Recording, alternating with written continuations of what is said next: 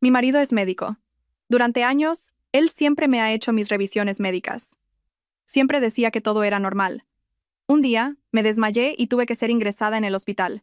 El médico miró los resultados de mis análisis, frunció el ceño y dijo una frase que me dejó pálida. Colocó la radiografía en el negatoscopio. La fría luz blanco-azulada iluminaba el rostro inexpresivo del doctor frente a mí. Llevaba gafas, unas gafas de montura gruesa, y observaba con atención lo que él llamaba un hallazgo anómalo. Dejé de escuchar sus tranquilizadoras palabras profesionales. No tenía los oídos taponados, ni estaba mareada. Simplemente, lo veía todo con una claridad cruel. Tal como indicaba la biopsia con aguja gruesa que hicimos ayer, el médico tosió, buscando palabras más suaves. El resultado muestra células malignas. Un carcinoma ductal infiltrante. Maligno. Cáncer. Esas palabras deberían haberme derrumbado. Pero no. Simplemente me quedé sentada en aquella silla de cuero gastado, en la apretada consulta privada, sintiendo el frío del aire acondicionado en mi nuca. Ya lo sospechaba. El instinto de mujer me decía que aquel bulto, hundido profundamente en mi pecho izquierdo, no era un simple nódulo ni una displasia mamaria común. ¡Qué ironía! Mi marido, Adrián, era un prestigioso oncólogo en Madrid. Era subdirector de departamento en uno de los hospitales públicos más importantes. Una eminencia, el tipo de médico al que acudían pacientes de toda España buscando su aprobación. Y fue él, con las manos que habían salvado a cientos de personas, quien desestimó mis preocupaciones una y otra vez. «Eres demasiado aprensiva, Pilar», me decía. «Soy el experto. ¿Lo sabes? No es nada». El médico frente a mí, un completo desconocido, estaba diciendo las palabras que mi marido debería haber pronunciado. Por suerte, lo hemos detectado en una fase, podríamos decir intermedia, sin metástasis a distancia. Trazaremos un plan de tratamiento de inmediato. Habrá cirugía, luego quimioterapia y, posiblemente, radioterapia. Asentí, pero mi mente ya estaba en otro lugar. Recordé la noche de hacía 3 semanas, cuando nuestro hijo Leo tuvo fiebre alta. Recordé el silencio aterrador del teléfono cuando intenté llamar a Adrián. Recordé cómo volvió a casa tarde, con excusas enrevesadas. Y sobre todo recordé el instante en que su mano se detuvo, solo un segundo, sobre mi pecho izquierdo. En ese momento lo supe. Él lo sabía. «Señora Serrano, ¿me está escuchando?» El médico me miró, preocupado. «Su marido es compañero de profesión, ¿verdad? El doctor Adrián Delgado, del Departamento de Oncología. Seguro que yo». «Lo entiendo, doctor», le interrumpí, con una calma que me sorprendió a mí misma. «Gracias. ¿Podría darme una copia de todo mi historial médico, por favor? Originales y copias». Recogí mi bolso y salí de la consulta. El sol de la tarde en Madrid era bochornoso e intenso. No fui a casa. Tampoco llamé a Adrián. Fui directamente a una cafetería tranquila y pedí un vaso de agua. Me senté allí, observando a la gente pasar, mientras mi mente reorganizaba todo a la velocidad de una máquina. Saqué el móvil. Mi agenda no tenía muchos amigos. Eran principalmente los números de los profesores de Leo, de algunas tiendas de alimentación y de la familia de Adrián. Pasé por encima del nombre Adrián mi amor sin la menor duda. Busqué otro nombre, Héctor Vega, un joven abogado al que había ayudado cuando acababa de licenciarse y trabajaba en el departamento legal de mi antigua empresa. El teléfono sonó 3 veces antes de que Héctor contestara. «Sí, dígame». «Héctor, soy Pilar. Pilar, de tu antigua empresa». «Ah, Pilar. Madre mía, ¿cuánto tiempo? ¿Cómo estás? ¿Necesitas algo?» La voz de Héctor seguía siendo tan enérgica y entusiasta como siempre. Respiré hondo, no para calmarme, sino para preparar mi pregunta. «Héctor», dije, con voz monótona, «quería preguntarte algo. ¿En tu bufete lleváis casos de intento de asesinato?» Hubo un silencio sepulcral al otro lado de la línea, un silencio denso en el que solo se oía la respiración de Héctor. Sabía que esto era solo el principio. La gente miraba mi matrimonio con admiración, incluso con envidia. Y lo entendía. Mi marido era el doctor Adrián Delgado. A sus 40 años, ya era subdirector del Departamento de Oncología de un hospital de referencia a nivel nacional. Era guapo, con esa belleza madura e intelectual. Hablaba con calma, sus gestos eran refinados y siempre era el centro de atención en las reuniones familiares. Cada vez que mi empresa tenía una cena o volvíamos al pueblo, Adrián era el modelo con el que todos comparaban a sus maridos. «Qué suerte tienes», Pilar, me susurró una vez una compañera joven. Tu marido es brillante y atractivo. Seguro que en casa te trata como a una reina. O mis tías en el pueblo. Esa Pilar sí que ha tenido suerte. ¿Casarse con Adrián? Es bueno con sus padres y adora a su mujer y a su hijo. Hombres como él ya no quedan. Yo solía sonreír sin decir nada. ¿Suerte? Mi suerte era que, después de dar a luz a Leo, engordé 15 kilos. Mi vientre, lleno de estrías, nunca volvió a ser plano. Mientras Adrián estaba cada vez más elegante con sus trajes caros y sus congresos internacionales, yo me movía entre pañales y biberones, con ropa de casa ancha y cómoda. Me miraba al espejo y a veces no reconocía a la chica que se había graduado con matrícula de honor y soñaba con su propia carrera profesional. Había aceptado dar un paso atrás. La gente lo llama sacrificio. Yo lo llamo un intercambio desigual. Nos conocimos a través de amigos comunes. Yo tenía 26 años, él 30. Yo era una contable normal y corriente. Él, un médico residente prometedor. Nuestras familias pensaron que éramos un buen partido. Mis padres estaban encantados de que tuviera estudios y un trabajo estable. Sus padres, supongo, estaban contentos porque yo era dócil, de buena familia y, lo más importante, sabría cuidar de la casa y de su hijo. La boda fue rápida. El amor, si es que lo hubo, fue un sentimiento cultivado a partir de un acuerdo. Siempre pensé que el matrimonio no necesitaba ser romántico, solo requería respeto y responsabilidad. Y Adrián me dio eso, al menos durante los primeros años. Me daba su sueldo, recordaba los aniversarios, me llamaba cariño delante de los demás. Pero esa fachada perfecta se pagó con mi propia invisibilidad. Cuando su carrera despegó, cuando lo nombraron subdirector, sus reuniones se multiplicaron y las cenas familiares se volvieron escasas. ¿Hoy tienes guardia otra vez?, le preguntaba yo, mientras preparaba la cena. No es guardia, es una cirugía de urgencia. O tengo una sesión clínica con un catedrático. O tengo que recibir a una delegación de expertos extranjeros. Y yo le creía. ¿Cómo no iba a creerle? Era médico, una profesión que salva vidas, una profesión noble. ¿Cómo iba a comparar mi trabajo de pañales y facturas con las vidas que él estaba salvando? Me decía a mí misma que debía ser su apoyo incondicional, el pilar que le permitiera centrarse en su trabajo. Ahí reside la trampa de ser comprensiva. Si lo eres una vez, la gente da por sentado que debes serlo siempre. Recuerdo una vez que Adrián fue homenajeado en un acto del hospital. Subió al escenario a recibir flores y un diploma. Las luces le iluminaban, resplandeciente. Yo estaba sentada en la última fila, con un Leo medio dormido a mi lado.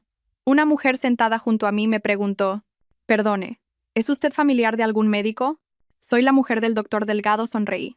«Oh», exclamó, «¿la mujer del doctor Delgado? ¡Qué maravilla! Seguro que usted también es del gremio». No negué con la cabeza. «Soy ama de casa».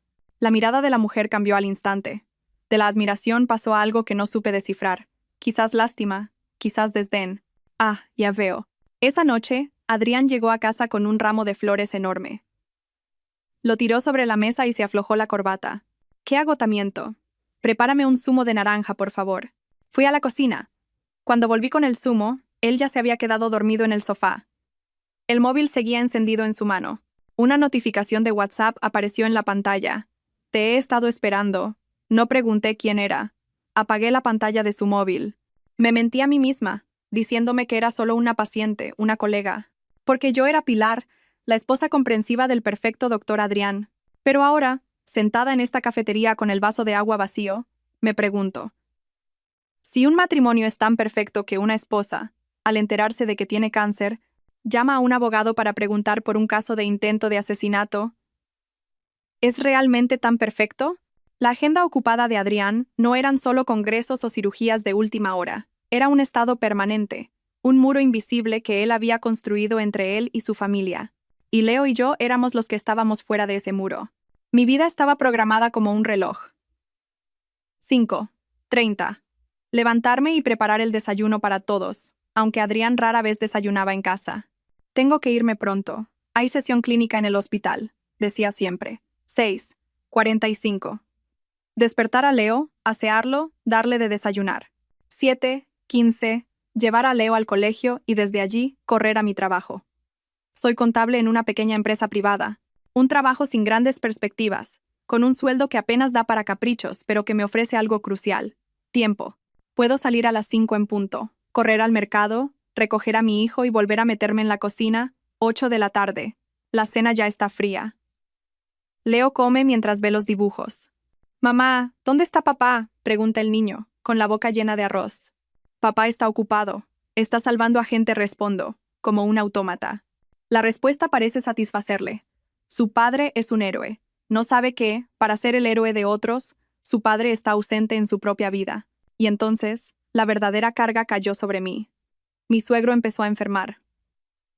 Sufrió un ictus leve, pero las secuelas fueron graves. Caminaba con dificultad y su memoria fallaba. Mi suegra, que siempre fue frágil, ya no tenía agilidad en las piernas. No era seguro que dos ancianos se cuidaran solos en su casa del pueblo. ¿Y si nos traemos a tus padres a vivir con nosotros?, le propuse a Adrián. Vivíamos en un piso de 3 habitaciones, un regalo de bodas de mis padres.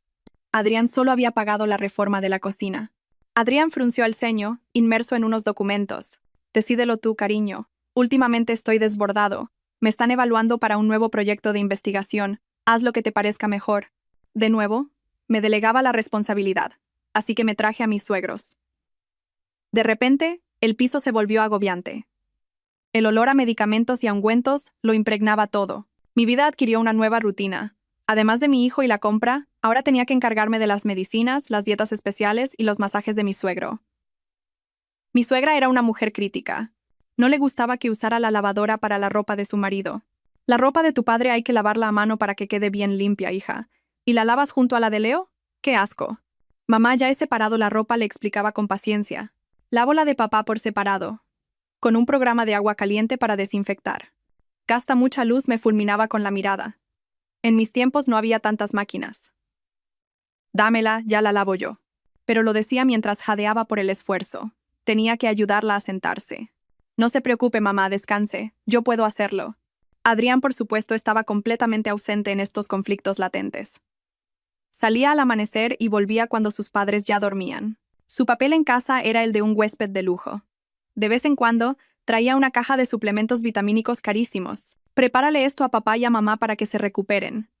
Es que ahora estoy muy liado con la evaluación para el nuevo puesto. No tengo tiempo para nada. Miré la caja y luego le miré a él. En ese puesto que tanto anhelaba, había una parte de mi sudor, mis lágrimas y mi paciencia.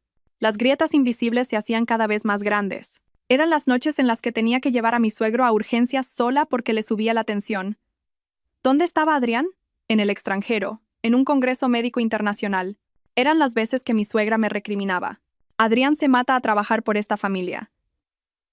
Tú, que estás en casa, deberías cuidarnos mejor para que él esté tranquilo, pero te veo muy dejada. Una mujer tiene que saber cómo retener a su marido.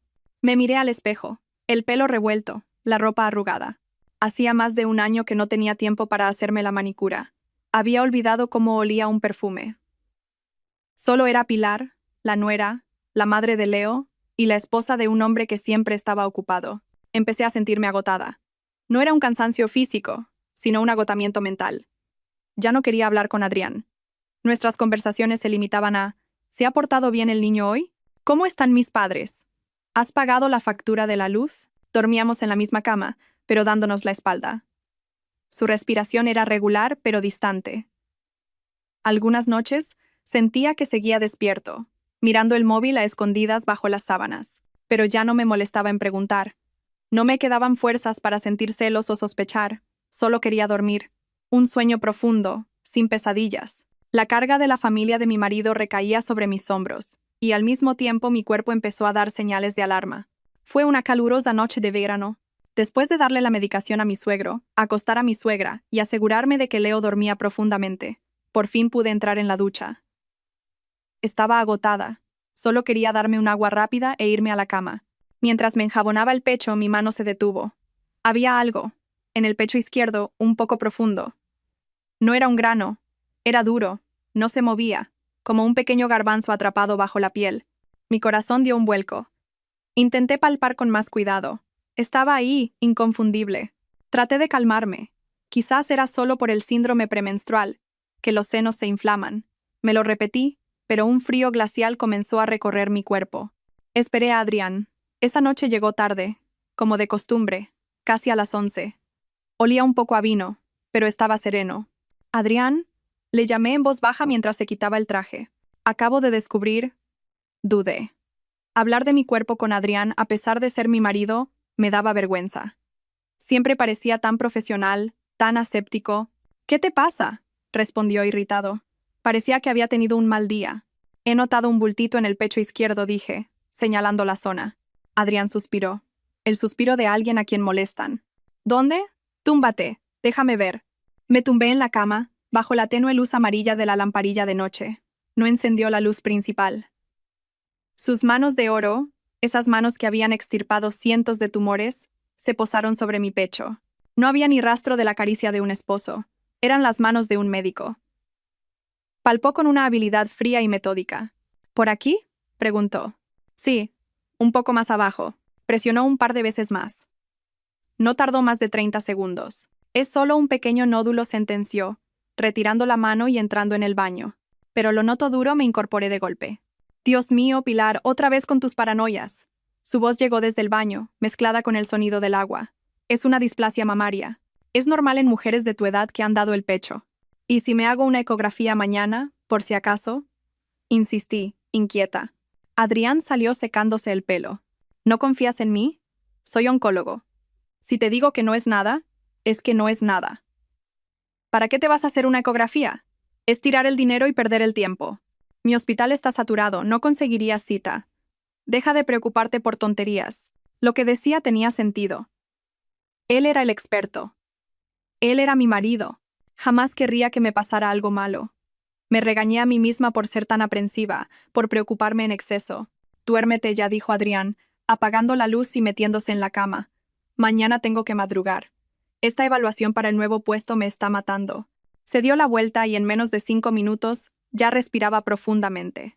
Yo permanecí en la oscuridad, con la mano derecha inconscientemente posada sobre mi pecho izquierdo. El pequeño nódulo seguía ahí, inmóvil. Una presencia amenazante. Decidí creerle. Tenía que creerle, porque, aparte de él, no sabía a quién más recurrir. Las palabras tranquilizadoras de Adrián, aunque profesionales, no lograron calmarme del todo. Sin embargo, la vida no me dio tiempo a sumergirme en la preocupación por aquel nódulo. Los problemas familiares llegaron como una avalancha, arrasándolo todo. Mi suegro, tras aquel primer ictus leve, se había debilitado visiblemente. Y una fría mañana de invierno, mientras le daba el desayuno, sufrió un segundo ictus, mucho más grave. Quedó con hemiplegia derecha y perdió completamente la conciencia. Llamé a una ambulancia. Llamé a Adrián. La ambulancia llegó primero. Adrián me devolvió la llamada media hora después. Pilar, lleva a papá al hospital. Estoy en mitad de una laparoscopia muy compleja. No puedo dejarla. El paciente es familiar de un alto cargo. Ocúpate tú de papá, manténme informado. Y así comenzaron los meses más infernales de mi vida. Mi suegro estuvo en la UCI, luego en neurología. Pasó 6 meses ingresado. 6 largos meses. Me convertí en una lanzadera entre 3 lugares. Mi trabajo, el colegio de Leo y el hospital. Mi agenda era asfixiante. 5:30 de la mañana. Levantarme. Preparar una olla grande de sopa. Una parte para mi suegra y Leo, el resto en un termo para mi suegro. 6:30. Preparar a mi hijo. 7:00. Dejarle en el colegio. 7:30. Coger la moto y conducir hasta el hospital, desafiando el frío cortante del invierno madrileño. Tenía que estar allí antes de que los médicos pasaran planta. Aseaba a mi suegro, le cambiaba los pañales, le daba masajes. El olor a hospital, a desinfectante y a enfermedad se me impregnaba en el pelo y en la ropa. Después corría al trabajo, llegando siempre la última, intentando pasar desapercibida ante mi jefe. A la hora de comer, mientras mis compañeros iban a restaurantes o cafeterías, yo volvía al hospital para darle la sopa triturada por la sonda. A menudo se le salía por la comisura de los labios. Yo limpiaba, con paciencia. Mi suegra estaba débil. No podía pasar las noches en vela ni soportar el ambiente del hospital. Se quedaba en casa, ocupándose de Leo a duras penas. A las 5 de la tarde, al salir del trabajo, recogía a mi hijo, pasaba por el mercado y me ponía a cocinar. Las cenas de los 3, abuela, madre y nieto, eran siempre apresuradas. Después, ayudaba a Leo con los deberes. Se lo dejaba a mi suegra, y a las 8 de la noche, volvía al hospital para relevar a la cuidadora por horas que había tenido que contratar. En esos 6 meses, adelgacé 10 kilos. La ropa me quedaba enorme, mi piel se volvió grisácea y mis ojos se hundieron. Era una sombra que vagaba por mi propia casa. ¿Y Adrián? Seguía ocupado. El nuevo puesto, el proyecto de investigación ministerial, todo parecía consumir su tiempo. Esta evaluación es crucial, me decía por teléfono, con voz cansada. Define mi carrera a partir de ahora. Intenta aguantar un poco, por favor. Sé que es duro, pero son mis padres. Eres mi mujer, Pilar. Cuento contigo. Claro que contaba conmigo. Contaba tanto que ya no me quedaban palabras. Tuve que apañármela sola para pagar las facturas del hospital, porque su sueldo, según él, lo necesitaba para relaciones profesionales y para asegurarse el puesto. Mis ahorros, mi mísero sueldo de contable, se esfumaban con cada receta, con cada pañal. De vez en cuando, Adrián pasaba por el hospital. Se quedaba en la puerta de la habitación, impecable con su bata blanca de su propio departamento. Miraba a su padre, me miraba a mí y decía, «Estás agotada, ánimo». No tocaba a su padre. No le cambió ni un solo pañal. Tenía miedo a mancharse. Sus manos de oro eran para sujetar un bisturí, no para limpiar los excrementos de su propio padre. Mi suegra, en lugar de compadecerme, me culpaba. Tienes que cuidar bien de tu padre. Como le pase algo, será por tu mala suerte. Adrián está ocupado con cosas importantes. Si no puedes ayudarle, al menos no seas una carga. Yo escuchaba y me tragaba las lágrimas. Una carga. Yo era la carga. El pequeño nódulo en mi pecho izquierdo a veces me daba punzadas, como recordándome su existencia. Pero no tenía tiempo. Tenía que cuidar de mi suegro. Tenía que ser la nuera perfecta de esta familia. Mi suegro no lo superó. Exhaló su último aliento una tarde de lluvia torrencial. Yo estaba en la oficina, intentando terminar la contabilidad del trimestre. El hospital llamó. Corrí como una loca, pero no llegué a tiempo. Me quedé de pie, en silencio, junto a su cama. Después de 6 largos meses, por fin había encontrado la paz. Y yo quizás también. Llamé a Adrián. El teléfono que tanto ansiaba escuchar sonó con unos tonos vacíos e impersonales. Nadie contestaba. Llamé una segunda vez, una tercera. Silencio. Llamé al teléfono fijo de su departamento. Oncología.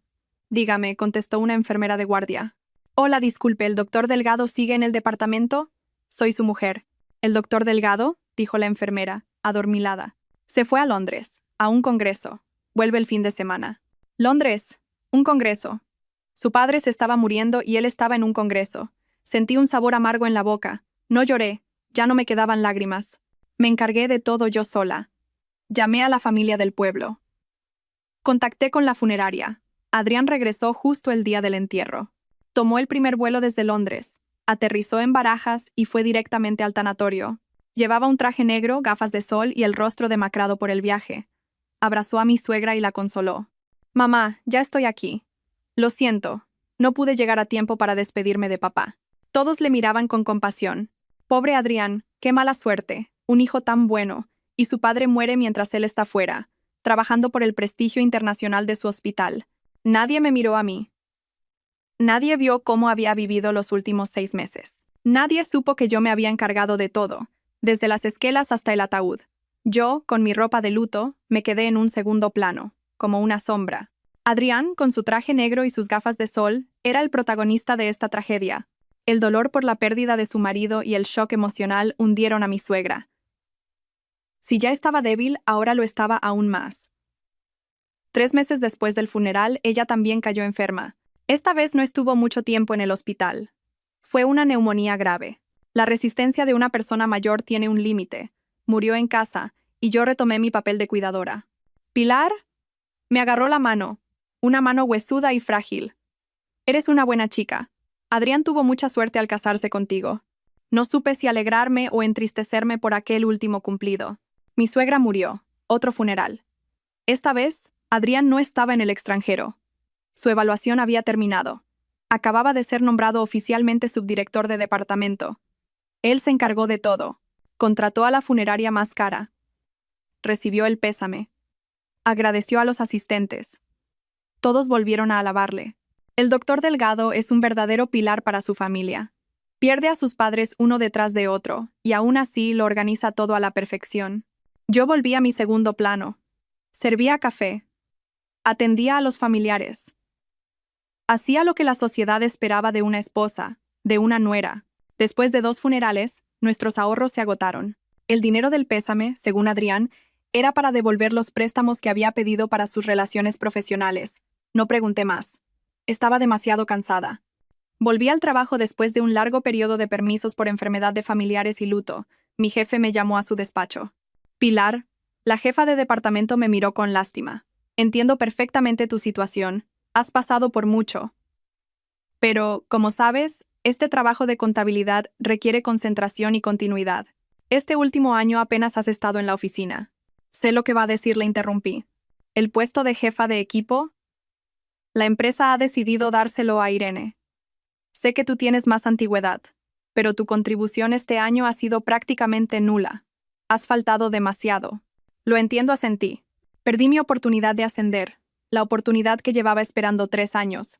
Había sacrificado mi carrera, mi tiempo y mi salud para ser una nuera ejemplar, y ahora lo había perdido todo. Salí del despacho de mi jefa y miré por la ventana el cielo gris de Madrid. Justo en ese momento mi pecho izquierdo me dio una punzada. Aquel pequeño nódulo de Adrián ¿no parecía más grande? Mientras yo perdía mi única oportunidad de progresar, la carrera de Adrián subía como la espuma. Fue nombrado oficialmente subdirector de departamento. Organizó una gran fiesta para celebrarlo en un restaurante de lujo. Invitó a colegas, superiores y a mucha gente que yo no conocía. Yo, como su esposa, tuve que estar a su lado, sonriendo y saludando. Llevaba un vestido viejo que me quedaba un poco justo, intentando disimular mi cuerpo descuidado y mi rostro demacrado. Adrián, en cambio, estaba radiante. Llevaba un traje hecho a medida y el pelo engominado. Parecía 10 años más joven. Iba de mesa en mesa, brindando y riendo. Enhorabuena, subdirector Delgado. Un futuro brillante le espera. El doctor Delgado no solo tiene talento, sino que además tiene un apoyo incondicional en casa, brindó un colega conmigo. Forcé una sonrisa. Apoyo incondicional. Yo era ese apoyo. Un apoyo desgastado que había perdido su propia carrera. Después de la fiesta, cuando nos quedamos solos, le dije, Adrián, el bulto del pecho, últimamente lo noto más grande, y a veces me duele. Adrián, eufórico por la celebración, hizo un gesto con la mano. Venga ya, Pilar, otra vez. Seguro que es por el estrés, después de lo de mis padres. Relájate.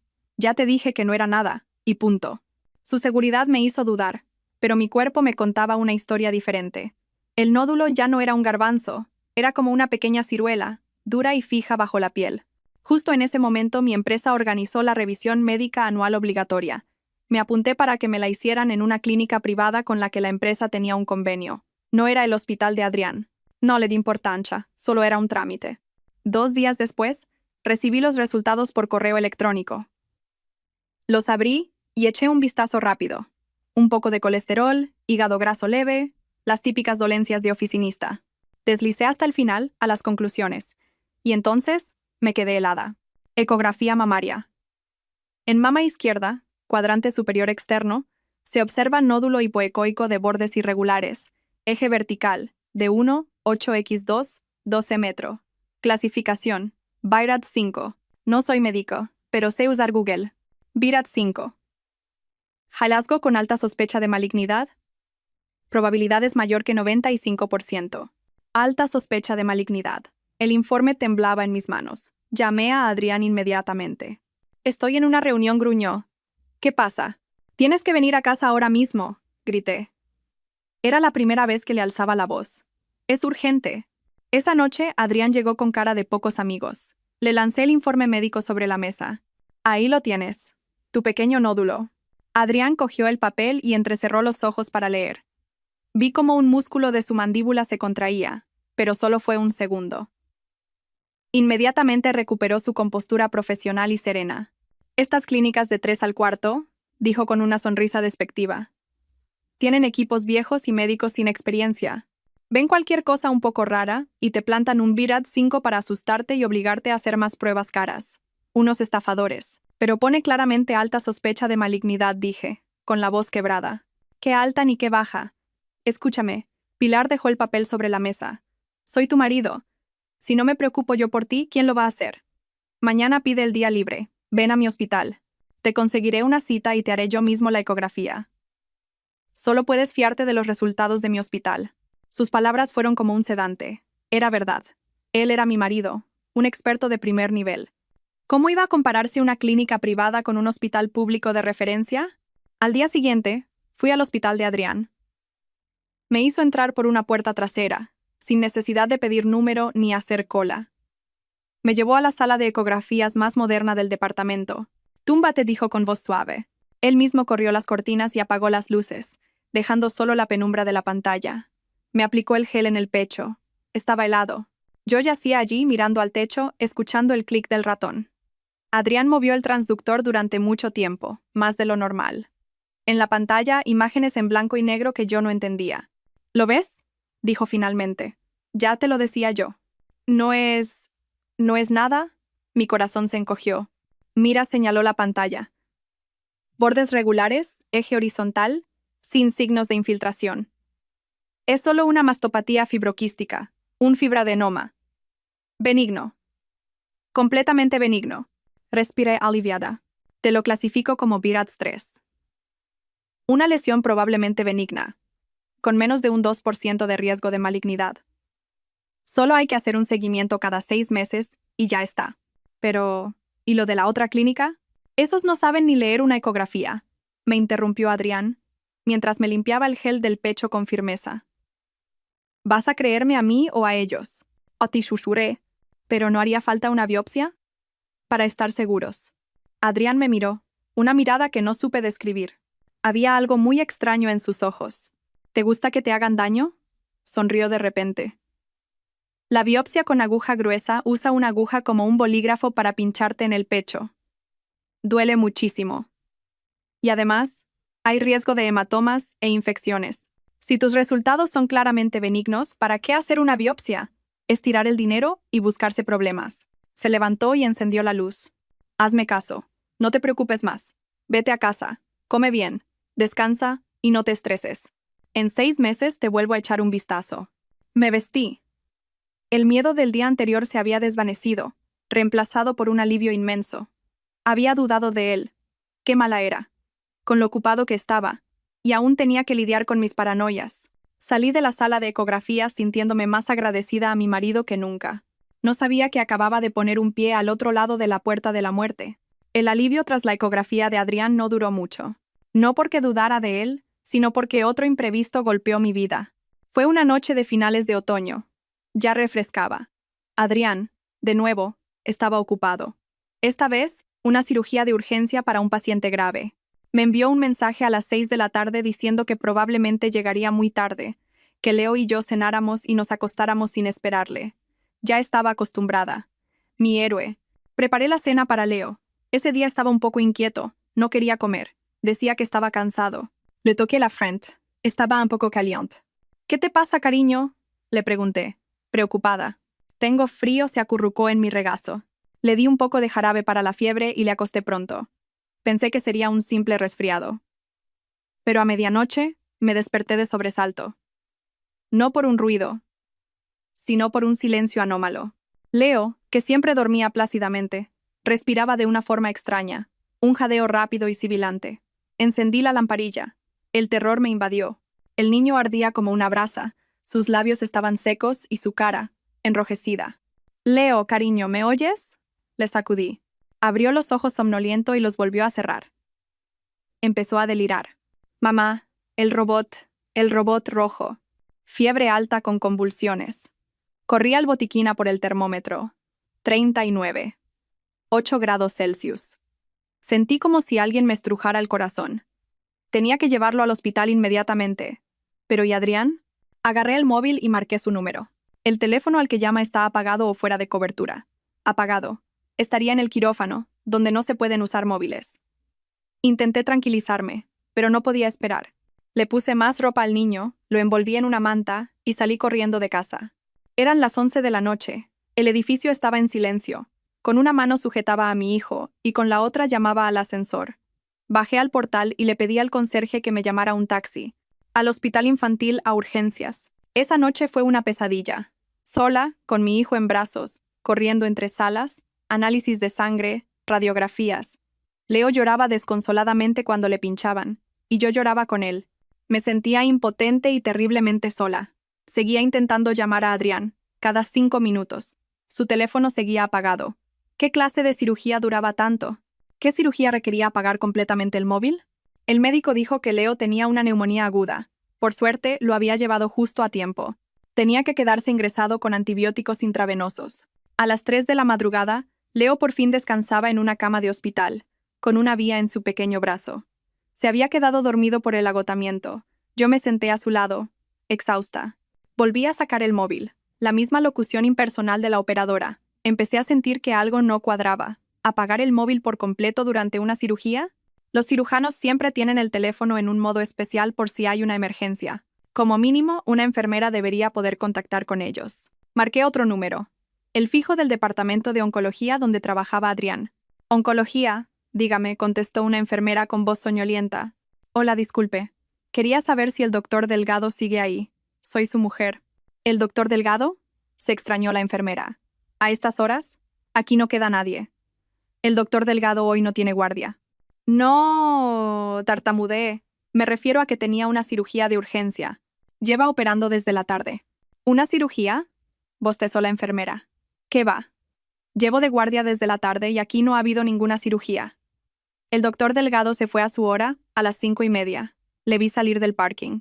Dijo que tenía un compromiso y no se quedaba a cenar con los demás. A las 5:30. Se fue a su hora. Colgué. Tenía las manos heladas, más frías que el aire del pasillo del hospital. Me quedé petrificada en el pasillo del hospital infantil. Las palabras de la enfermera resonaban en mis oídos. Se fue a su hora, a las 5:30. Y él me había enviado un mensaje a las 6 diciendo que tenía una cirugía de urgencia. Una mentira. Una mentira descarada y cruel. Su hijo estaba con fiebre alta, delirando. ¿Y dónde estaba él? ¿Para qué me había mentido? Un compromiso. ¿Qué compromiso era más importante que la cirugía que se había inventado? ¿Qué compromiso le obligaba a apagar el móvil toda la noche? La rabia empezó a crecer en mi interior, superando el cansancio y el miedo. Pero la reprimí rápidamente. No podía derrumbarme. Mi hijo me necesitaba. A las 4 de la madrugada decidí volver a casa. Leo estaba atendido por las enfermeras. Necesitaba coger más ropa y cosas para él. Y lo más importante, necesitaba volver para descubrir cuál era el compromiso de Adrián. Cogí un taxi. La casa estaba en un silencio inquietante. Metí la llave y abrí. El salón, a oscuras. Entré en nuestro dormitorio. Adrián estaba en casa. Dormía. Dormía en nuestra cama, profundamente. Su ropa de trabajo tirada en una silla, el móvil cargando en la mesilla de noche. Había vuelto a casa, hacía mucho. Se había duchado, puesto a cargar el móvil y se había ido a dormir. Mientras su hijo y yo luchábamos en el hospital, me quedé allí, mirándole, y sentí que algo dentro de mí se rompía en 1000 pedazos. No le desperté, no grité. Simplemente fui al baño en silencio y me lavé la cara. Necesitaba estar lúcida. El sonido del agua despertó a Adrián. Salió del dormitorio, somnoliento, con el pelo revuelto. ¿Ya has vuelto? Bostezó. ¿Ha terminado la operación? Ah, todavía recordaba su obra de teatro. La operación no era mía, dije, con la voz ronca. Leo tiene una neumonía aguda. Está ingresado en el infantil. ¿Qué? Adrián se sobresaltó. ¿Y por qué no me has llamado? Su rostro mostraba una preocupación perfecta. Te llamé, le miré fijamente a los ojos. Cientos de veces. Tu teléfono estaba apagado. Adrián se rascó la cabeza, desconcertado. Se me quedaría sin batería. Lo siento, la operación fue muy tensa. Terminé agotado y no me di cuenta del móvil. ¿Dónde operabas? Pregunté. Pius, en mi hospital. En tu departamento me han dicho que te fuiste a las 5:30, dije, pronunciando cada palabra con claridad. Adrián se quedó paralizado. La sonrisa falsa se borró de su rostro. Me miró y supe que él sabía que yo lo sabía. Habrás entendido mal, intentó arreglarlo. Operé en una clínica privada, una cosa extraoficial. Por eso apagué el móvil. Basta, ya, le corté. ¿De dónde vienes? Adrián guardó silencio un momento y luego suspiró. Está bien, no quiero ocultártelo. Salí a cenar con unos colegas. Bebimos unas copas. Puse el móvil en silencio y no lo oí. Lo siento. No sabía que Leo estaba enfermo. Se acercó para abrazarme. Lo siento, cariño. Ha sido culpa mía. No te enfades. Vamos al hospital a ver al niño ahora mismo. Actuaba de maravilla. Si hubiera sido la Pilar de ayer, le habría creído. Me habría ablandado. Me habría dicho a mí misma que solo fue un despiste, que solo se divirtió un poco. Pero la Pilar de esa noche, no. Esquivé su abrazo. Vístete. Adrián pareció sorprendido por mi frialdad, pero no preguntó más. Fuimos al hospital. Allí, se comportó como un padre modelo. Preguntó a los médicos, acarició a nuestro hijo, me insistió en que fuera a desayunar algo. A mediodía, cuando Leo ya estaba mejor, dijo, «Quédate tú con el niño, ¿vale? Tengo que volver al hospital, es urgente». Asentí. Cuando se fue me quedé sentada. Mentiras. Todo eran mentiras. La cirugía, una mentira. La cena con colegas, otra mentira. Alguien que cena con colegas no necesita apagar el móvil ni llega a casa tan sereno y limpio, como si viniera de un lugar muy distinto. Y de repente, recordé un detalle. La noche anterior, cuando intentó abrazarme para disculparse, su mano se posó en mi hombro, y como un acto reflejo, se deslizó hacia abajo, deteniéndose un instante sobre el bulto de mi pecho izquierdo. Solo un segundo. Un toque muy ligero antes de retirarla. No fue un toque cariñoso. No fue un toque casual. Fue un toque de comprobación. Como un granjero que palpa a un cerdo para ver si ya está lo bastante gordo para la matanza. Un escalofrío recorrió mi espalda. No, no podía ser. ¿En qué estaba pensando? Era mi marido, el padre de mi hijo. Pero aquel pequeño nódulo que él decía que era benigno seguía ahí. Y estaba creciendo. Después de la noche en que Leo fue hospitalizado, algo entre Adrián y yo se rompió para siempre. Se acabaron las quejas, las preguntas. Yo cuidaba de mi hijo en el hospital, él iba a trabajar. Éramos como dos extraños compartiendo techo, intercambiando solo información básica sobre el niño. Y justo cuando Leo recibió el alta, una semana después, apareció ella. Recibí un mensaje de WhatsApp de un número desconocido. «Hola, soy Aitana, una amiga de Adrián. ¿Podríamos tomar un café? Tengo algo que contarte». Aitana. El nombre me sonaba. Revisé el Facebook de Adrián, retrocediendo años. Había visto ese nombre, una chica sonriente junto a él en la universidad. Su amor de juventud, la luz de luna con la que sus amigos a veces le gastaban bromas. Nunca le di importancia. Todo el mundo tiene un amor de juventud, una amiga de Adrián. De acuerdo. ¿Dónde y cuándo? Respondí. Alerta. En la cafetería X, en la calle Y. Te espero allí, contestó. Fue directa, segura, sin darme opción a negarme. La curiosidad y un mal presentimiento me impulsaron a ir. Quería saber si el compromiso de Adrián de aquella noche tenía que ver con ella. Me puse un vestido de oficina viejo y me recogí el pelo. Cuando llegué a la cafetería, ella ya estaba allí, sentada junto a la ventana. En el momento en que la vi, entendí por qué la llamaban Luz de Luna. Era guapa, con una belleza elegante y sofisticada. Llevaba un vestido de seda color crema, el pelo con ondas suaves y un maquillaje tan natural que parecía no llevarlo. Su aura, la de una mujer amada y que vive para sí misma, me golpeó de lleno. Era mi antítesis. Yo era Pilar, la ama de casa, con sobrepeso, descuidada, agotada por cuidar de mi hijo enfermo. Ella era Aitana, radiante y exquisita. Aitana me vio y sonrió con dulzura. «Hola, Pilar, soy Aitana, siéntate por favor». «Te he pedido un zumo de naranja natural, sin azúcar», dijo mientras me sentaba. «Adrián me dijo que últimamente intentas perder peso». Un golpe directo, rápido y certero. «Adrián, ¿le había hablado de mi dieta?» «Gracias, pero con un vaso de agua es suficiente», respondí, intentando mantener la calma. «Acabo de volver de Estados Unidos», comenzó Aitana sin reparos. «Bueno, hace ya más de un año. Adrián y yo hemos retomado el contacto». Guardé silencio, la dejé hablar. «No sé cuánto sabes de nuestra historia, pero estuvimos muy enamorados». «¿Y eso qué tiene que ver conmigo?», pregunté. Mucho, sonrió Aitana, una sonrisa dulce con una mirada afilada. «Porque él nunca ha dejado de quererme. Ni siquiera después de casarse contigo». Apreté las manos bajo la mesa. «¿Sabes?», continuó, sorbiendo su té. «Tu Adrián es muy romántico. En la universidad, una vez saltó el muro de la residencia de chicas a medianoche solo para traerme una sopa caliente porque estaba enferma. Recordé que, en 10 años de matrimonio, Adrián nunca me había preparado ni una sola comida. Y una vez prosiguió, con la mirada perdida, escribió mi nombre con velas en el campo de deportes. Me dijo que yo era la luz de su vida. Sentí náuseas. Esas cosas solo las había visto en las películas. Mi marido, el hombre pragmático que solo hablaba de congresos y evaluaciones, ¿había hecho algo tan cursi? Vaya, esbocé una sonrisa. Resulta que tiene un lado sensible. Llevo 10 años con él y no lo sabía. El rostro de Aitana mostró un atisbo de triunfo. Sé que no me creerás, pero es la verdad. Probablemente se casó contigo por un compromiso familiar. Necesitaba una esposa, alguien que cuidara de sus padres, de la casa. Y tú, Pilar, has cumplido ese papel a la perfección. ¿Me estaba halagando o insultando? La miré directamente a los ojos. No me has citado aquí solo para presumir de tu pasado, ¿verdad? ¿Qué quieres? Mi franqueza pareció sorprenderla. Dejó de sonreír. No, no quiero andarme con rodeos, dijo Aitana, y fue entonces cuando jugó su carta definitiva. ¿Recuerdas la noche en que tu hijo tuvo fiebre alta y tuvo que ser ingresado?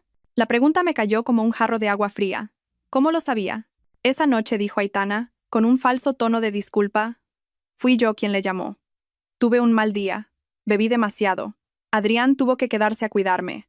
¿A cuidarte? Repetí la palabra, asqueada. Mientras su hijo deliraba en el hospital, apagó el móvil. Me mintió diciendo que estaba operando, ¿y era para cuidarte a ti? Lo siento, agachó la cabeza. Fue culpa mía. No sabía que Leo estaba enfermo. Adrián tampoco. Cuando se enteró a la mañana siguiente, se sintió fatal. ¿Fatal? Me eché a reír.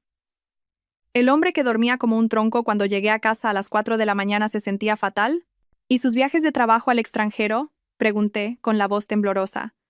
La vez que murió mi suegro, él estaba en un congreso en Londres. Aitana levantó la vista, con una mirada compasiva. Pilar, Adrián nunca fue a Londres. Vino a Estados Unidos a verme. Sentí que el mundo se me venía encima. Todo se desmoronaba. Una mentira tras otra.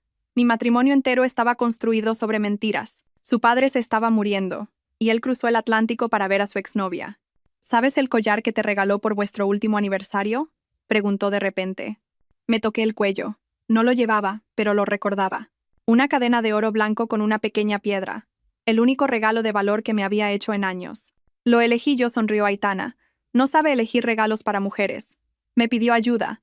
Me dijo que era para la de casa, que comprara algo sencillo, no muy caro, solo para tener un detalle con ella. La de casa, no muy caro. La rabia desapareció, dando paso a un vacío absoluto.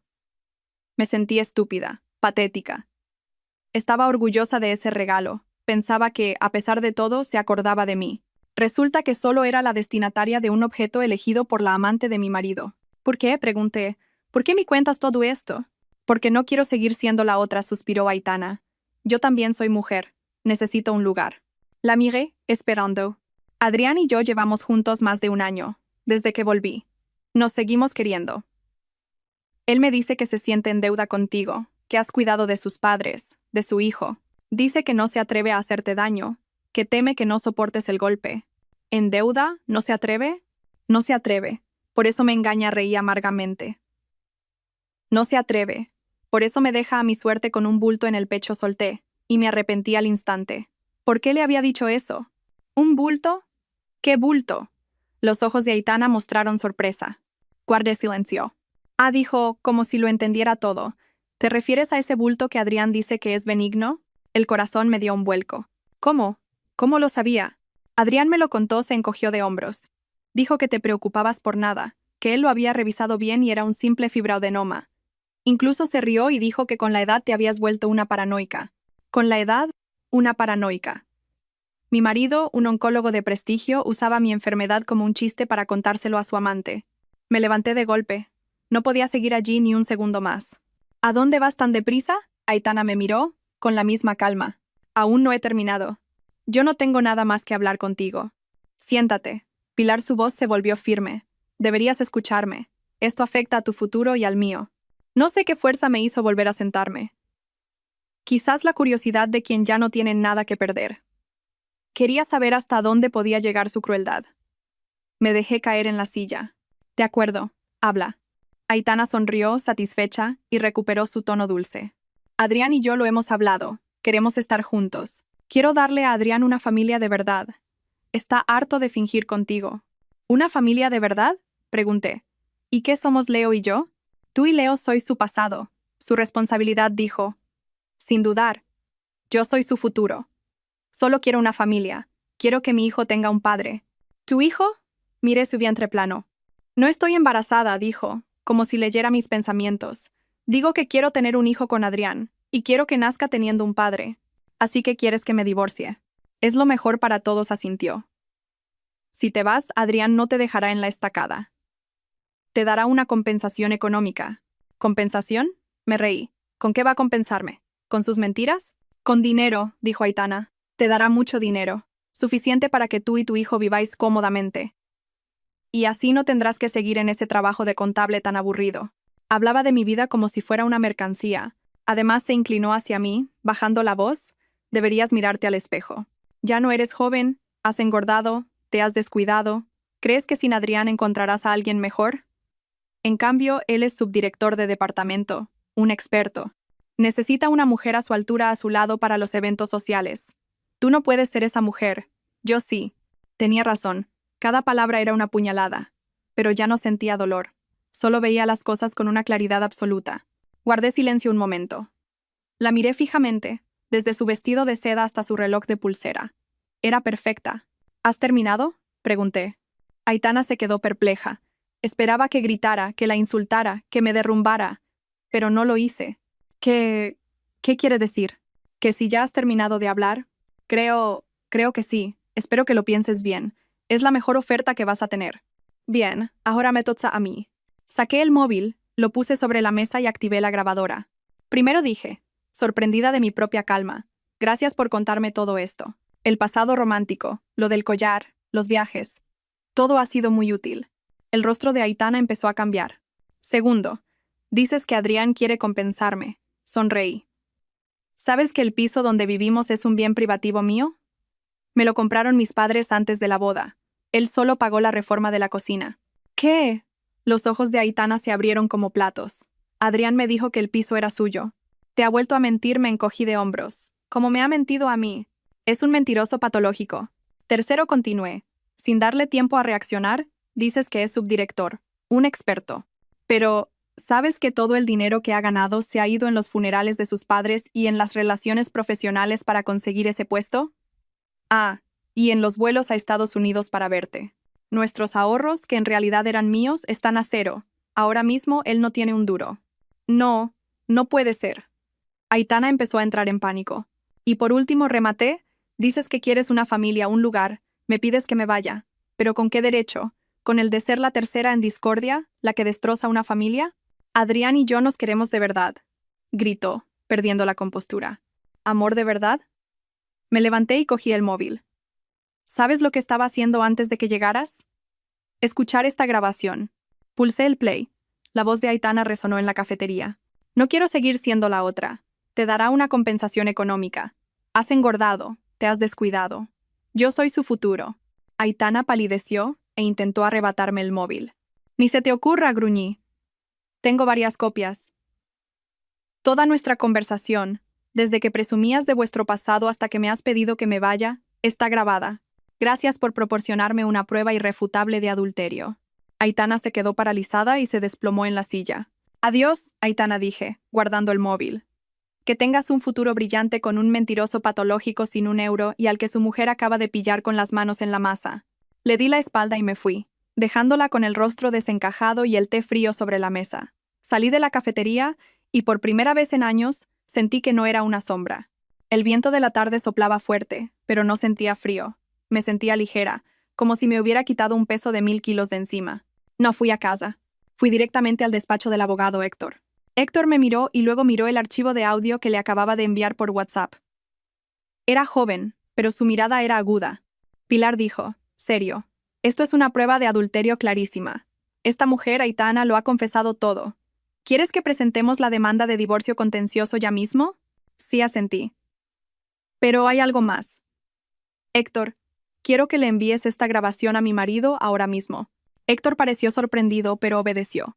Redactó un breve correo, adjuntó el archivo y lo envió a la dirección de correo profesional de Adrián. Esperé en su despacho. 5 minutos después mi móvil sonó. Era Adrián. Miré a Héctor. Asintió. Contesté y puse el manos libres. ¿Dónde estás?, rugió Adrián, sin rastro del tono cortés del subdirector. ¿Qué has hecho? ¿Te atreves a grabar a Aitana? ¿Quieres arruinarme? Dejé que gritara. Vuelve a casa ahora mismo. Tenemos que hablar. No hay nada que hablar, respondí con una calma sorprendente. Tú lo has oído todo. Y yo también. Pilar, te lo prohíbo, gritó. Lo que has hecho es ilegal. Puedo denunciarte por atentar contra mi intimidad. Miré a Héctor.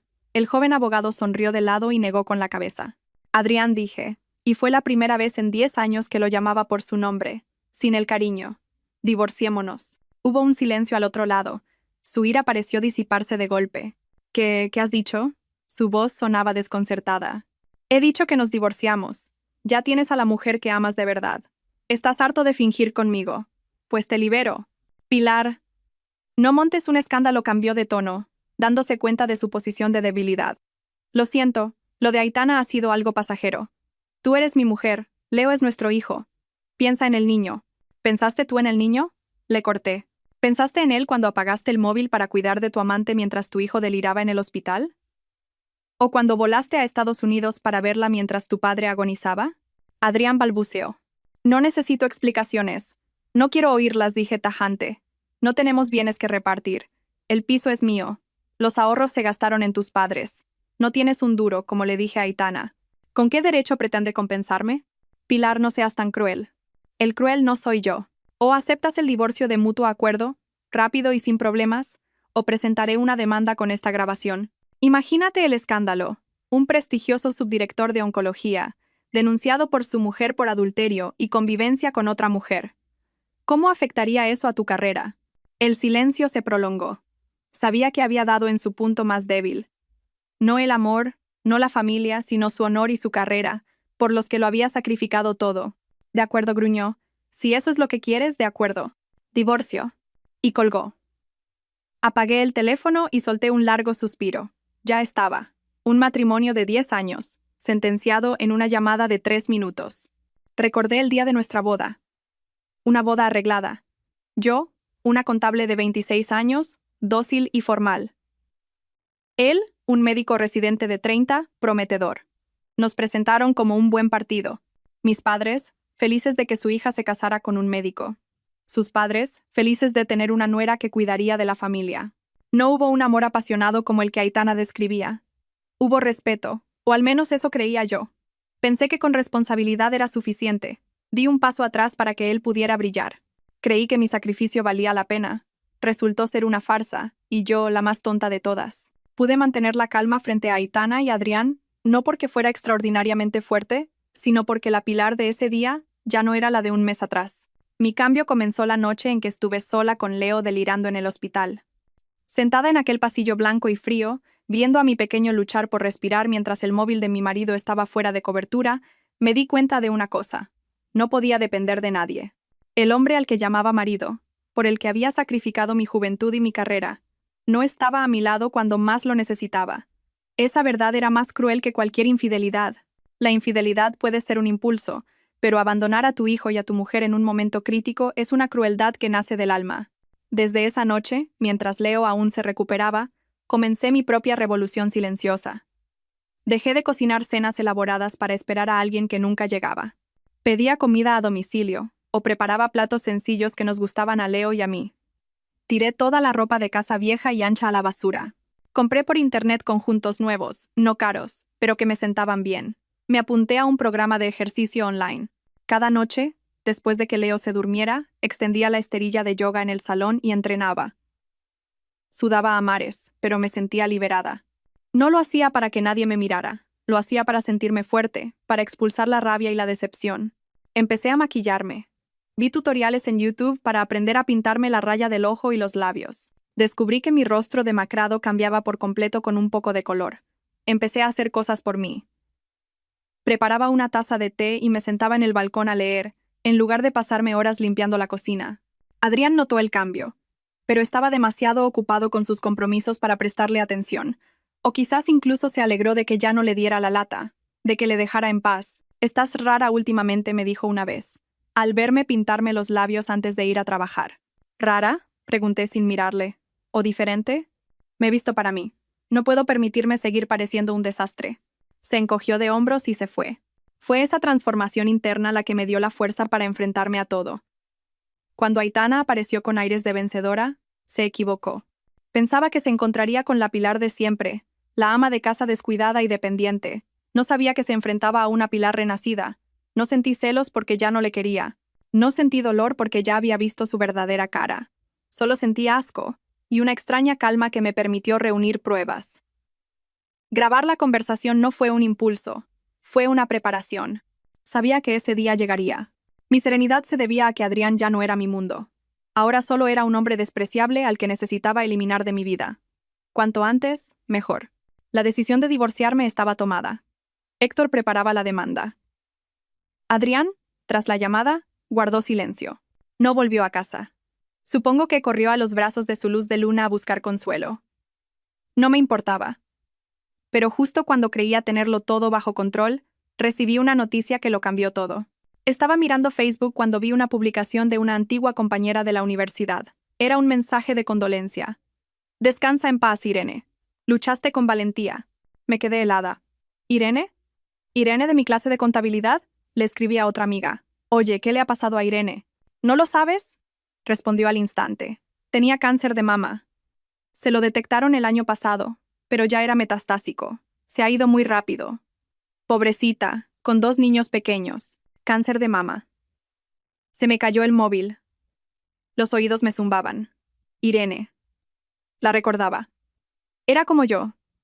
Tranquila, casada, con hijos. Recordaba que se quejaba de que se sentía cansada, de que le dolía el pecho. Recordé los funerales, mi propio agotamiento, el pequeño nódulo de Adrián, su diagnóstico de Virats 3 benigno, su consejo de no hacer una biopsia porque duele mucho. Un miedo real por primera vez me atenazó el corazón. La calma y la confianza que había construido se desvanecieron. El divorcio, la infidelidad, todo se volvió insignificante. ¿Qué era lo importante? La vida.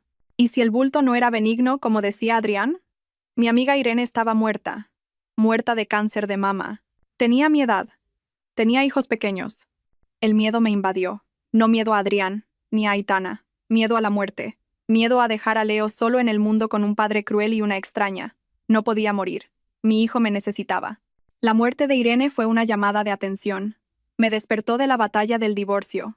Había una guerra mucho más importante que librar. La guerra por mi propia vida. Necesitaba saber la verdad sobre ese bulto. Y sabía que no podía confiar en Adrián. Pero antes tenía que hacer una última cosa. Ponerle a prueba una última vez. Necesitaba saber si era solo un mal marido o si era un monstruo. Tenía que volver a ser la Pilar de antes. La Pilar ingenua, confiada y asustada. La muerte de Irene era la excusa perfecta. Cogí el teléfono. Las manos me temblaban de asco. Marqué su número. Llevaba días sin aparecer por casa. Contestó al instante, como si estuviera esperando mi llamada. Su voz era seca. ¿Qué quieres? Adrián. Me forcé a sonar temblorosa y entrecortada. Tengo mucho miedo. Silencio al otro lado. Estaba evaluando la situación. Me acabo de enterar de que Irene, una amiga de la universidad, ha muerto. Empecé a llorar. Lágrimas reales, pero no por él. Por Irene y por mi propia estupidez. También tenía cáncer de mama. Y... Su voz seguía siendo fría, pero con un matiz de curiosidad. Tengo miedo por mi bulto, sollocé. ¿Y si la clínica aquella tenía razón? Últimamente me duele más. Tengo miedo de morir, Adrián. Como Irene. Tonterías. Espetó, pero noté un cambio en su voz. Estaba calculando. Sé que me equivoqué, continué mi actuación. No debí montar el escándalo del divorcio. Estaba muy enfadada, pero ahora tengo pánico. Solo confío en ti. Eres mi marido. Eres médico. ¿Podrías volver a mirármelo? No me fío de nadie más. Había lanzado el cebo. Una esposa asustada, arrepentida, que usa su salud como excusa para reconciliarse. Un hombre arrogante como Adrián, en una posición débil por haber sido descubierto, no dejaría pasar la oportunidad de apaciguarme y, al mismo tiempo, continuar con su plan. Está bien, suspiró, con un tono más suave, como un superior que perdona. No llores más. Ya te dije que no era nada. Mañana a las 9, ven al hospital. Te haré otra ecografía. La última, para que te quedes tranquila. Sí, gracias, dije, con falsa gratitud. Colgué. Las lágrimas cesaron al instante. Me miré al espejo. El rostro empapado, pero los ojos, fríos como el hielo. La última vez. Tenía razón. Sería la última vez. A la mañana siguiente me puse un abrigo ancho sobre un vestido. En el bolsillo, el móvil grababa. Fui al hospital. Me hizo entrar por la puerta trasera, a la misma sala de ecografías. Túmbate, dijo, como si nada hubiera pasado. Volvió a su papel de marido experto. Me tumbé. El gel helado. Tengo miedo, como Irene, repetí mi guión. Movió el transductor, pero esta vez fue más rápido. Ya te lo he dicho, es benigno. Virats 3. ¿Sigues sin creerme? Es un simple fibroadenoma. Tu amiga murió por un diagnóstico tardío, por médicos incompetentes, pero tú me tienes a mí. ¿Hace falta una biopsia?, pregunté. La pregunta clave. Adrián se rió. Una risa suave, como si hubiera dicho una estupidez. ¿Otra vez con que te gusta que te hagan daño? Repitió exactamente la misma frase. Ya te lo dije, la aguja es grande, duele, hay riesgo de infección. Si es claramente benigno, ¿para qué buscarse problemas? Retiró el transductor y me lanzó un rollo de papel. Límpiate. Y vete a casa y deja de pensar en tonterías. Lo del divorcio ya lo hablaremos. Ahora cuídate. Me senté y me limpié. Mis manos no temblaban. Sí, lo entiendo, susurré. Salí de la sala. En el bolsillo, el móvil ardía. Ya tenía lo que necesitaba. La prueba final. Sabía que yo tenía miedo a morir, y aún así, usó su prestigio para desaconsejarme una biopsia. De pie en el pasillo, escuché un clic en mi cabeza. El último y más fino hilo que me unía a él se había roto. No era un mal marido, era un monstruo. No fui a casa, fui al despacho de Héctor. Le puse la segunda grabación. Héctor palideció. Pilar, tartamudeó. Esto es más que una negligencia. Insiste una y otra vez en no hacer la biopsia. Exacto, dije. Pero, Héctor, ¿no ves algo? Es médico. Si quisiera matarme, ¿por qué hacerlo de forma tan torpe? ¿Por qué no un veneno o un error en una cirugía? Tienes razón. Es una forma muy pasiva. Se limita a no hacer nada. Podría alegar un error de juicio. Necesitamos un móvil lo bastante fuerte para que un médico viole el juramento hipocrático. No es el amor, es el dinero, dije. Y entonces un recuerdo vago apareció. Poco después de nacer Leo, Adrián llegó a casa con una carpeta. Firma aquí. He contratado un seguro de vida para todos. Es por vuestro futuro. Firmé sin leer. Yo, una contable, había firmado el documento financiero más importante de mi vida sin pensarlo. Héctor, el seguro de vida, le agarré del brazo. Tengo que encontrar esa póliza. Corrí a casa. Rogué que Adrián siguiera con Aitana. Fui directa a la pequeña caja fuerte. La clave era el cumpleaños de Leo. Dentro, las escrituras del piso, a mi nombre, y una carpeta azul. Póliza de seguro de vida. Asegurado, Adrián Delgado. Beneficiarios, Pilar Serrano, esposa, y Leo Delgado, hijo. Indemnización, 500.000 euros. No, esto no era. Rebusqué y lo encontré. Un anexo al contrato, firmado hacía 8 meses. Justo después del día en que le hablé del bulto por primera vez. El tomador del seguro, Adrián Delgado, solicita modificar la cobertura de la asegurada Pilar Serrano. Poselo página. Ampliación de la cobertura por fallecimiento por enfermedad grave de la asegurada Pilar Serrano. Nueva indemnización, 2 millones de euros. Beneficiario único, Adrián Delgado. Me desplomé en el suelo, los papeles se esparcieron. Ahora todo encajaba. En cuanto supo del bulto, lo primero que hizo no fue ayudarme, sino llamar al seguro para aumentar mi indemnización por muerte a 2 millones de euros. Había usado todo el dinero disponible para pagar la prima de esa póliza. No estaba asegurando su puesto. Estaba haciendo una inversión.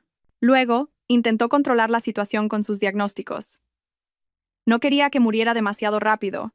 Necesitaba que pasara el periodo de carencia del seguro. Pero tampoco podía permitir que me curara. Necesitaba que muriera de una enfermedad natural.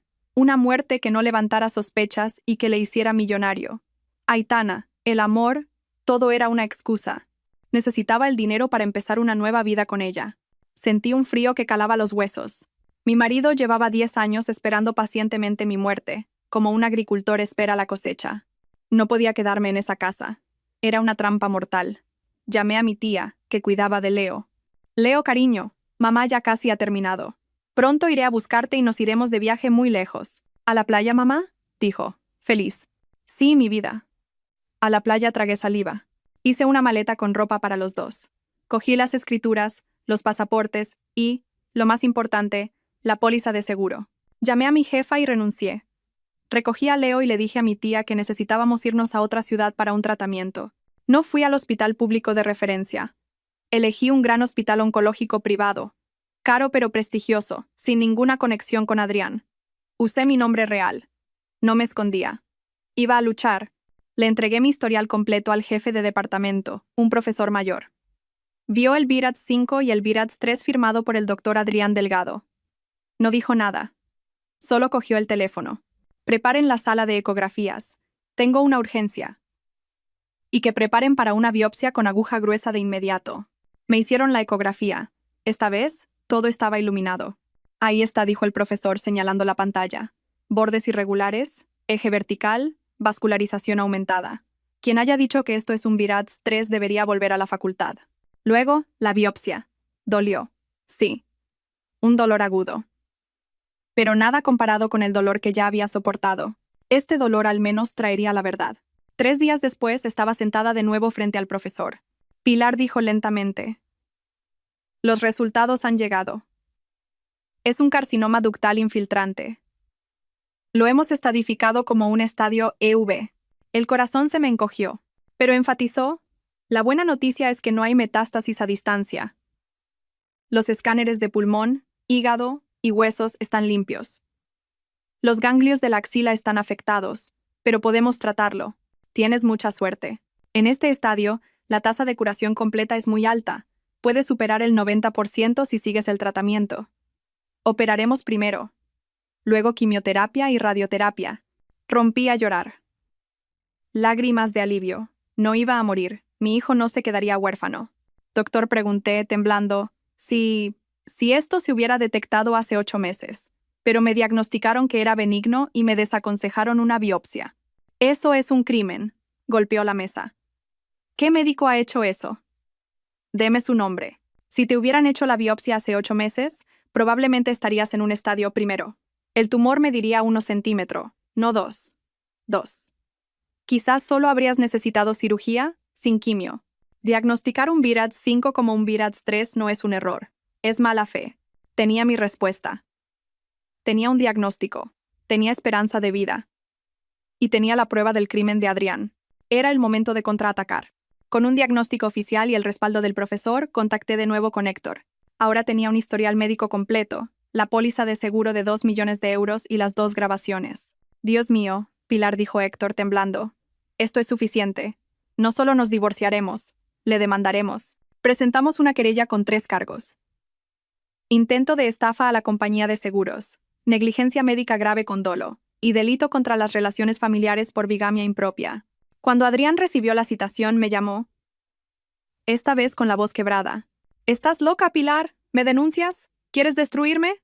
No, Adrián. Solo me estoy salvando y buscando justicia. Tuviste la oportunidad de ser un mal marido, pero elegiste ser un monstruo. Lo perderé todo. ¿No piensas en nuestro hijo? Prefiere no tener padre a tener uno como tú y colgué. Adrián y Aitana contrataron a los mejores abogados. Alegaron error médico, que la póliza era una muestra de cariño, que su relación era solo una aventura. Subestimaron a la contable meticulosa y a la esposa traicionada. Recordé algo. Hacía más de un año, cuando empecé a sospechar, instalé un pequeño localizador GPS en su coche. Lo había olvidado por completo. Abrí la aplicación, seguía activa, y el historial estaba ahí. Cada día, después del trabajo, no iba a casa. Iba a un lujoso complejo de apartamentos a las afueras y se quedaba allí hasta la mañana siguiente. La noche que Leo estuvo enfermo, él estaba allí. Antes de su viaje a Londres también. Le di la dirección a Héctor. Una semana después, Héctor llamó. Pilar, siéntate. El apartamento está alquilado a nombre de Aitana, y los vecinos dicen que no vive sola. Vive con un niño. Un niño de poco más de 1 año. ¿Más de 1 año? Calculé. Justo el tiempo que llevaba Aitana en España. Adrián y ella tienen un hijo en común. Mi voz se quebró. Sí, Pilar. Es la prueba definitiva de la convivencia y la doble vida. Mi último contraataque fue financiero. Adrián, a través de sus abogados, exigió la mitad del valor del piso, alegando haber pagado reformas. Yo sonreí. Presenté una carpeta llena de facturas. Los 6 meses de hospitalización de su padre, la cuidadora, los medicamentos, los 2 funerales, los suplementos caros que él traía. Señoría, dije ante el juez. Los bienes comunes, si es que los hubo, se gastaron por completo en el cuidado de sus padres. Incluso tuve que poner dinero de mi propio bolsillo. Él no solo no tiene derecho a nada, sino que me debe dinero. Adrián, en el banquillo, estaba lívido. Jamás imaginó que su descuidada esposa contable guardara cada recibo. El juicio fue una bomba mediática. Un prestigioso oncólogo, demandado por su mujer por intentar matarla para cobrar un seguro. El hospital, bajo la presión pública, le suspendió de empleo y sueldo. Sus amigos y colegas le dieron la espalda. Su carrera, construida sobre mentiras, se derrumbó en un día, El juicio fue rápido. Las grabaciones, la póliza, el GPS, la partida de nacimiento de su otro hijo, mis facturas, todo era abrumador. El abogado de Adrián no tuvo nada que argumentar. Adrián me miró desde el banquillo, no con arrepentimiento, sino con odio. Me odiaba por no haber muerto en silencio. El juez dictó sentencia. Adrián Delgado, condenado por intento de estafa agravada y delito contra las relaciones familiares, a 12 años de prisión. Aitana, como cómplice, recibió una condena de 1 año, suspendida por su colaboración. La justicia, por fin, se había hecho. Salí del juzgado. El sol brillaba. No sentía alegría, solo alivio. Todo había terminado. Al día siguiente ingresé en el hospital para operarme. La cirugía fue un éxito. Luego vino la quimioterapia. El pelo se me cayó. Me rapé la cabeza. Cuando Leo me vio, primero se asustó, luego sonrió. Mamá, pareces un monje del templo Shaolin. Sí, cariño, sonreí. Soy una monje guerrera. Ya no era la Pilar con sobrepeso y descuidada. Estaba delgada pero fuerte. Ya no era la sombra de nadie. Era Pilar, una mujer que había cruzado la puerta de la muerte y se había librado de un tumor maligno en su cuerpo y de otro en su vida. Miré por la ventana del hospital. La primavera estaba llegando. Los brotes verdes nacían en los árboles. Mi futuro, y el de mi hijo, aunque lleno de desafíos, era por fin luminoso. Una luz propia, brillante y llena de esperanza.